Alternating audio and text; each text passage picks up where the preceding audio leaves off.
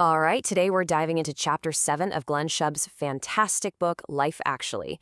We're going to build a toolkit for one of the absolute biggest and kind of quietest challenges you'll face early in your career. So let's just start with the question that I think we've all felt, right? You're new, you're excited, you're supposed to be delivering value, but you're also still figuring out where the coffee machine is. So how do you manage that quiet, constant tension of needing to learn without looking like you don't know what you're doing?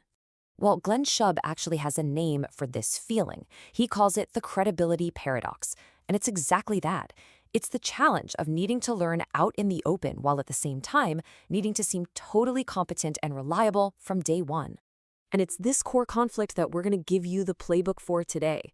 We're going to break down 3 really practical tools from the book that you can use to navigate this paradox and actually turn your learning curve into a strength. So let's jump into the first one. Okay, tool number 1. This is all about a complete reframe of how you handle feedback. And this is so crucial because, as the book points out, our brains are kind of wired to interpret feedback in a way that really holds us back. This quote just nails it, doesn't it? It explains exactly why feedback can sting so much. For our whole lives in school, getting feedback was about a grade, a ranking. It felt like a verdict on our intelligence or our worth. But what Shubb argues is that in the professional world, feedback is just data. It's just information about what needs to change for the project or the system to work better. And that mental shift is everything. So instead of hearing your slides are too dense and letting your brain spiral into, I'm just not good at this, you have to train yourself to translate it into a simple operational task. Okay, I need to simplify my key points. You see the difference? One path creates anxiety and the other creates action. So here's how you actually put that into practice. Don't wait around for some big, formal review. You have to create your own feedback loops. After you give a presentation, ask a trusted colleague, hey, was there any part of that could have been clearer? After you submit a draft, ask your manager, what's one thing I could adjust for next time? This turns feedback from the scary event you have to endure into a tool that you actively use to get better faster. All right, let's move on to our next tool, which builds perfectly on this idea. This one's all about how you absorb new information and learn strategically, right out in the open without accidentally damaging your credibility. So instead of, broadcasting your inexperience by asking a million basic questions, you learn way more effectively by observing patterns first. Seriously, just watch how meetings are run. Look at past successful projects. Then, as you start to figure things out, find a way to contribute. Maybe you can document a process that no one ever bothered to write down.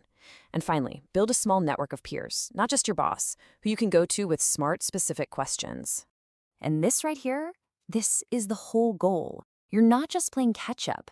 You're building a reputation for being proactive, for making things better for everyone. Your learning starts producing visible results. And pretty soon, people stop seeing you as the new person and just start seeing you as reliable.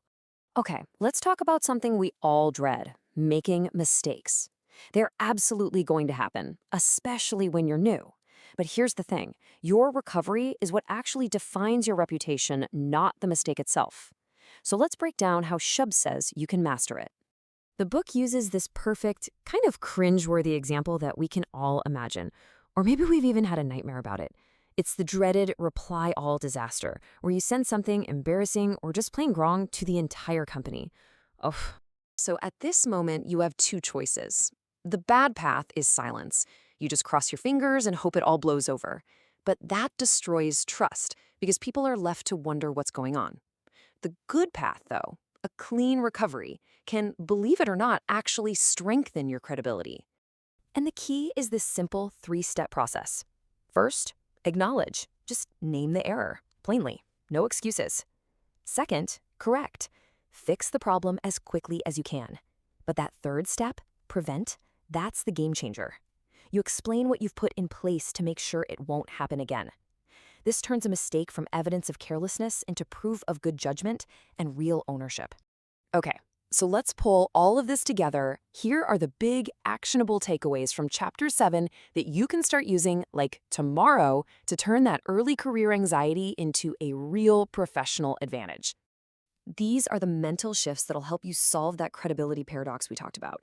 You start treating feedback as data. You learn by contributing. You own your mistakes cleanly. Remember, your goal isn't to be perfect. It's to show consistent growth, because that is what builds a lasting reputation for reliability and good judgment. So, as we wrap up, I'll just leave you with this final thought from the book. Since we know perfection is totally impossible, your single greatest opportunity to build your reputation doesn't lie in avoiding mistakes, it lies in how you choose to handle those imperfect moments.